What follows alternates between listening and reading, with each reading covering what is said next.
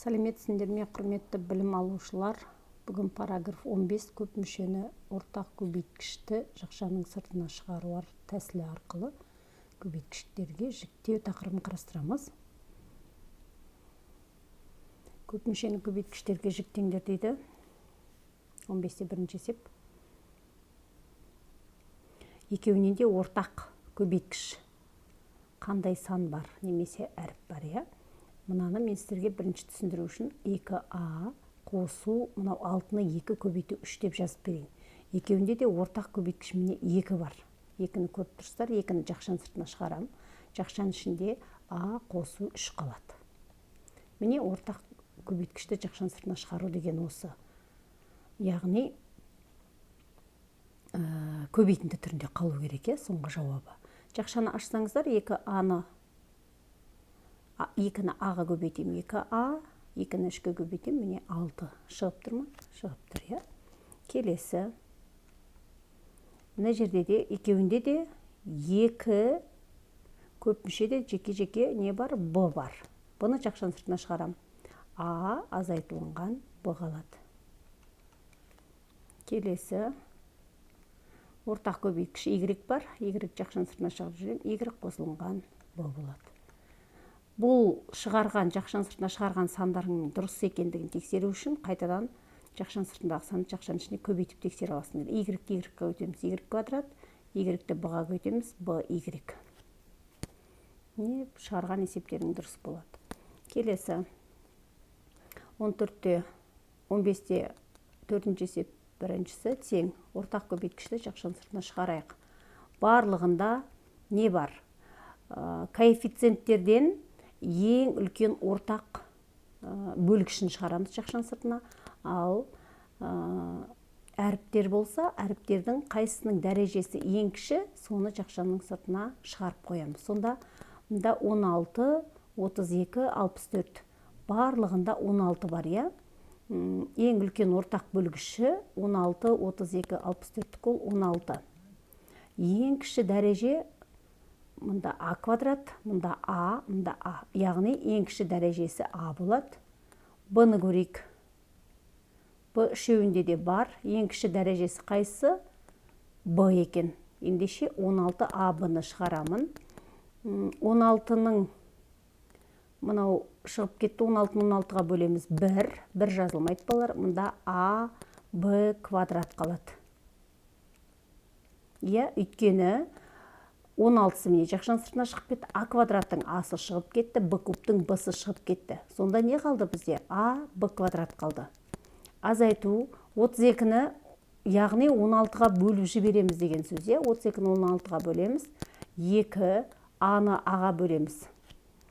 А шығып кетті жақшаның сыртына, Б-ның квадратынан Б шығады. Қосу 64-ті 16-ға бөлеміз 4. А кетіп қалды жақшаның сыртына, Б кетіп қалды, не қалады? С ғана қалады. Міне, ортақ көбейт жақшаның сыртына шығардық. Яғни көбейткіштерге жіктедік деген сөз.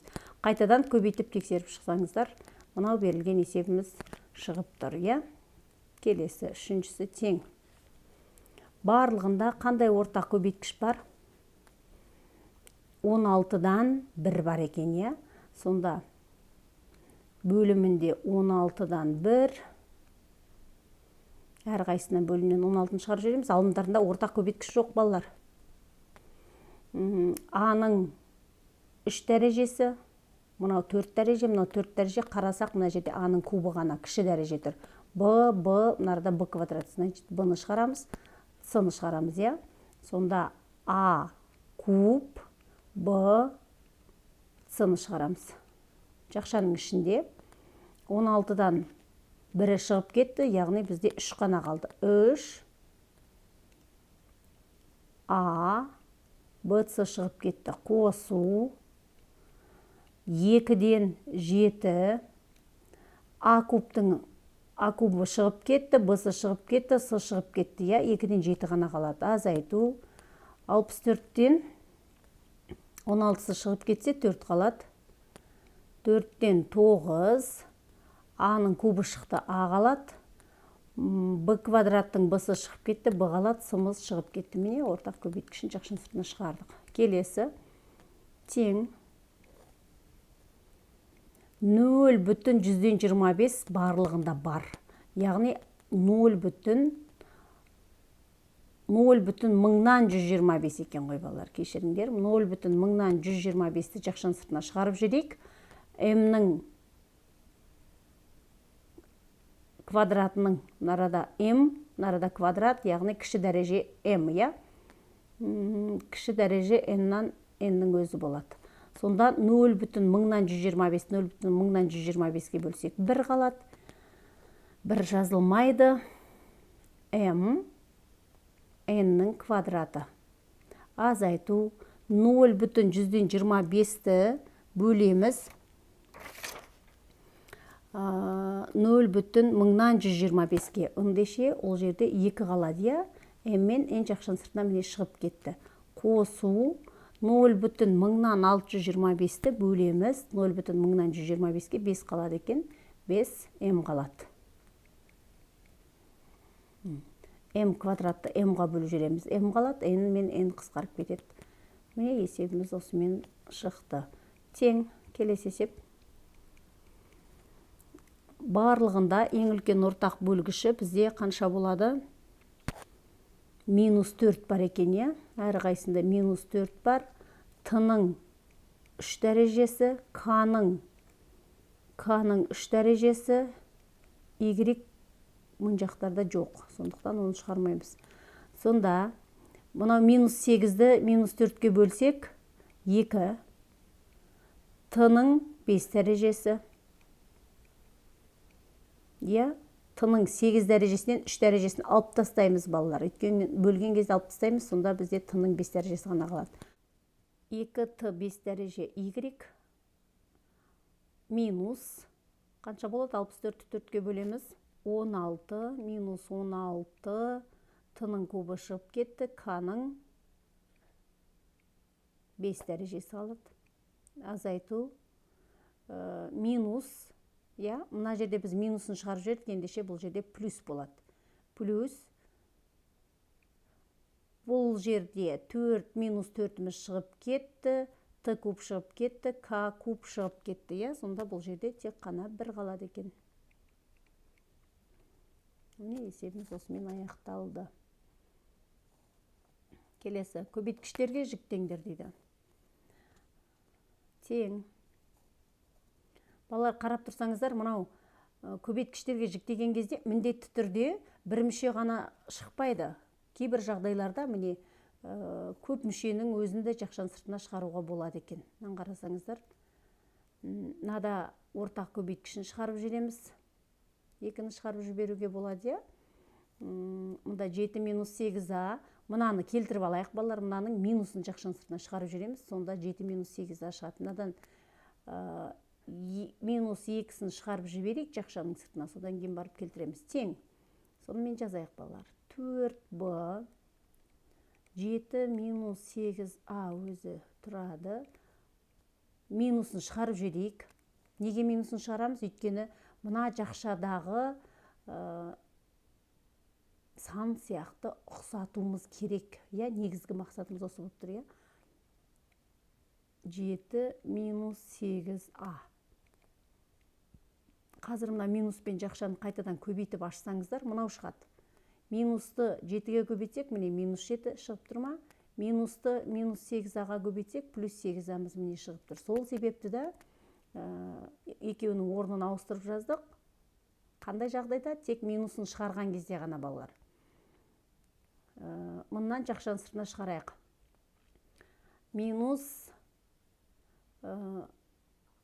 бұл жерде минусымыз тұрсын, 2-ні шығарайық. Ендеше жақшаның ішінде 7 азайту 8А. Қосу 7 минус 8А көбейту А-ға өзі тұра береді. Тең. Қарасаңыздар, барлығында 7 минус 8А деген бар, я? Әрбір көп мүше түрінде шыға береді жақшаның алдына. 7 минус 8А. Келесі жақшада осы жақшаның алдындағы коэффициенттерді бір жақшаға теріп жазамыз. 4Б азайту. Мына жерде 7 минус 8А шығып кетті. яғни бұл жерде 1 қалады. 7 минус 8 шығып кетеді. Минус 2 қалады. Нарада асы бар екен ғой, балар, нарада асын ұмытып кетіппіз ғой. Минус а. Сонда мына жерде минус а болады. Минус 2 қосу а, б. Міне есебіміз осымен аяқталады. 7 минус 8 а, 4б минус а минус 2 қосу а, б түрінде қалады. Келесі есепте мына жерде балалар, мынау 3-ті мына к-ға көбейтіп жіберсек, содан кейін 3к минус 2 тыны жазып алайық, иә? Сонда былай істейміз, қараңыздар. Мынау 3-ті мына к-ға көбейтейік, сонда 3к, оны бірінші жазып алайық, одан кейін 3к минус 2т, жақшаның сыртында x. Мына жерде де 3-ті мына к-ға көбейтіп жіберейік.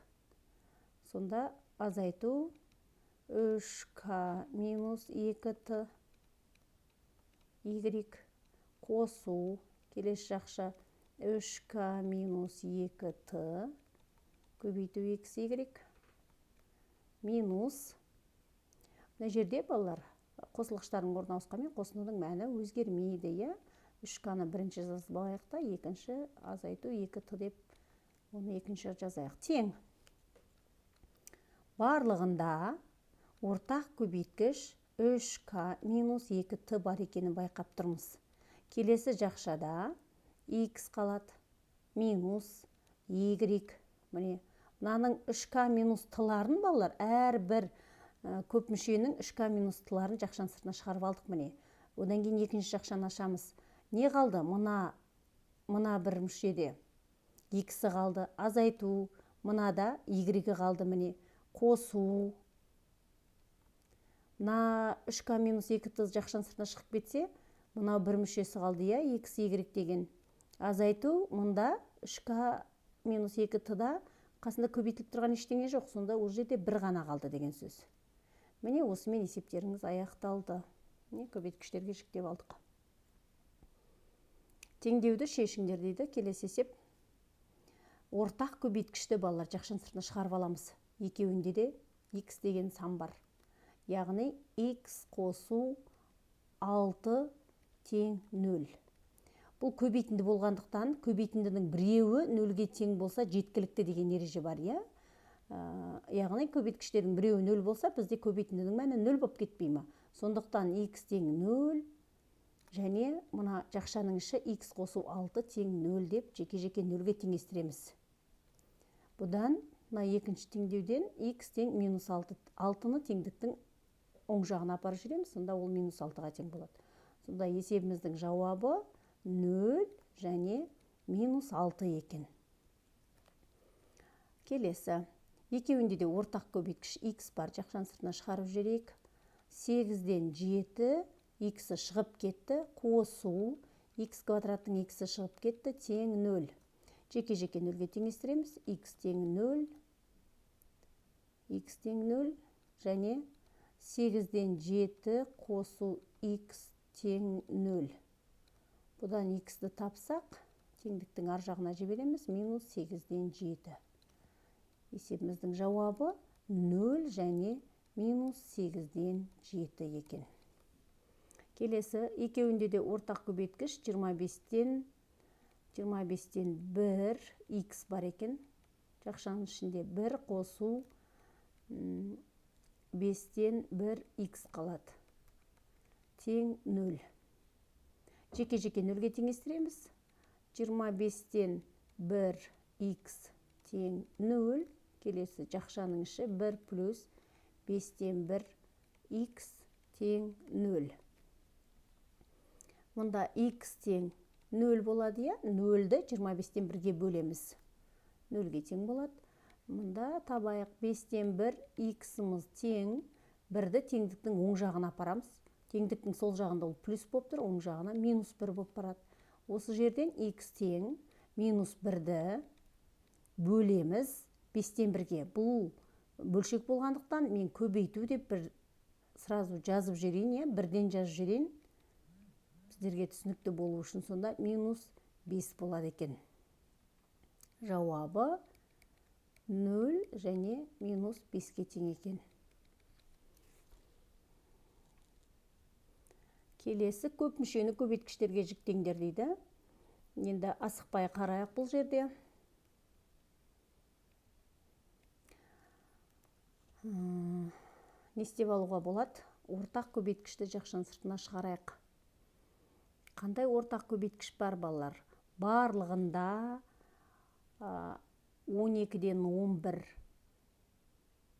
mx бар мына екі жерде, соны шығарып алайық. Бірінші жақшаның ішінде 12-ден 11, мына 12-нің квадраты, 121 11-дің квадраты. Екеуінде де 12-ден 11 mx деген ортақ көбейткіш бар. Жақшаның ішінде не қалады? 144-ті 12-ге бөлсек 12 қалады. 121-ді 11-ге бөлсек 11. m және x шығып кетті, не қалды? n қалады. Қосу 11 мен 12 шығып кетті бізде жақшаның сыртына. 22-нің 11 шығып кетті, 2-сі қалды. 2 ғана қалады. mx жақшаның сыртына міне шығып кетті. Азайту, n көбейту, 12-ден 11 n қосу 2, қосу 2-ден 1. 2-ден 1-ді балалар мынаған көбейтіп жіберейік. Сонда ғана бізде берілген есебімізге анау іздеп отырған жақшамызға сай сан шығады. Қараңыздар, мына жерде мына 2-ден 1-ді 4-ке көбейтіп жіберсек, бізде 4-ті 2-ке бөлсек 2 болады. Қосу, мынау 1-ді аралас бөлшек, бұрыс бөлшек айналдырып аламыз. 1-ді 6-ға көбейтем. 6, 6-ға 5 қоссақ 11. Сонда 2-ді 6-ға көбейтем. 12-ден 11 n болады екен. Енді қарасаңыздар, міне барлығында ортақ көбейткіш, мынау жақшалары бірдей. Тағы да көп мүше ретінде шығып тұр, жақшаның сыртына. 12-ден 11 n қосу 2-ні жақшаның сыртына шығарайық. Жақшаның ішінде не қалды? Жақшаның алдындағы сандарды жазамыз жақшаның сыртына. 12-ден 11 mx азайту n қосу 1. Міне ортақ көбейткіш жақшаның сыртына шығарып, көбейткіштерге жіктеп алдық. Келесі. Екіншісі. 169 дегеніміз ол 13-тің квадраты. 196 дегеніміз ол 14-тің квадраты. Сонда міне тура мыналарға ұқсап тұр, келесі жақшадағы сандар сияқты. 13-тің квадраты азайту 14-тің квадраты. А, Б, С болады, ортақ көбейткішіміз. Өйткені 13-тің квадраты мен 14-тің квадратында ортақ көбейткіш сан жоқ, А, Б, С-ны шығарайық, сонда 13-тің квадраты азайту 14-тің квадраты. Не қалады? Мұнда А, Б, С түгел шығып кетті, мұнда А, Б, С шығады, X қалады, X қалады. Қосу. Келесі жақшада ортақ көбейткіш екеуінде де Y бар, Y шығарайық. 13-тің квадраты азайту 14-тің квадраты, X қалады екен. Минус. Балалар, мына жерде біз мына жақшадағы сияқты жасауымыз керек. Ендеше мына 13-тің квадратын бірінші жазып аламыз. Сонда біз минусты шығарып жібереміз деген сөз. Ендеше мына минуспен жақшаның ішіне минус шығарам, плюс болып кетеді. Сонда қосу 13-тің квадраты азайту 14 квадрат X болады екен. Енді қарап тұрсақ, барлығында міне 13-тің квадраты азайту 14-тің квадрат X барлығында бірдей жақша бар. Оны жақшаның алдына шығарып алайық. 13-тің квадраты азайту 14-тің квадраты X. Келесі жақшада жақшаның алдындағы мынау сандарын бір жақшаға аламыз. Яғни А, Б, С қосу Y қосу 1. Толығымен шығып кетсе, ол жерде 1 ғана қалады деген сөз балар. Міне есебіміз аяқталды. Осымен келесі теңдеуді шешіңдер дейді. Мына жақшаның ішінде ортақ көбейткі жақшаны сыртына шығарып алайық. Сонда мынау х-імізді жазайық шатаспас үшін. Көбейту. Мына екеуінде не бар? Ортақ көбейткіш 7х бар. 7х-ті жақшаның сыртына шығарып жіберсек 2х қалады. Азайту 7 минус 8х-тің өзін жазайық та 2х минус 7 өзі тұрсын. Тең 0. Енді екеуінде де не бар? Ортақ көбейткіш 2х минус 7 бар екен. Келесі жақшада 7х-ті х-қа көбейтсек 7х квадрат. Азайту 8х. Тең 0. Енді ғана балалар біз бұларды жеке-жеке нөлге теңестіре аламыз, иә? 2х минус 7 тең 0. Минус 0. Келесі 7х квадрат минус 8х тең 0. Бұл теңдеуде 2х-ым тең 7-ні теңдіктің ар жаққа апарам, минус 7-ні апарам, 7 болып барады. Х-ым тең 2-ден 7, ол деген сөз 3,5. Я, 7-ні 2-ге бөлсек 3,5. Мына теңдеуден екеуінде ортақ көбейткіш х бар екен. Х-ті жақшаның сыртына шығарып жіберейік. 7х минус 8 тең 0. Бұдан тағы да жеке-жеке нөлге теңестіреміз, себебі көбейтінді бұйырылып тұр. Х теңі 0. Бірінші жауабы. Мына теңдеудің келесі 7х минус 8 тең 0. Тең 0. 7х тең минус 8 теңдіктің ар жаққа апарам, плюс 8 болып барады. Х тең 7-ден 8. Ол араластан айналдырсақ 1,7-ден 1 екен. Сонда есебіміздің жауабын жазсақ 0, 1,7-ден 1 және 3,5 деген сандар шықты. Келесі, төртіншісін қарастырайық. Теңдеуді шешіңдер деп тұр, иә?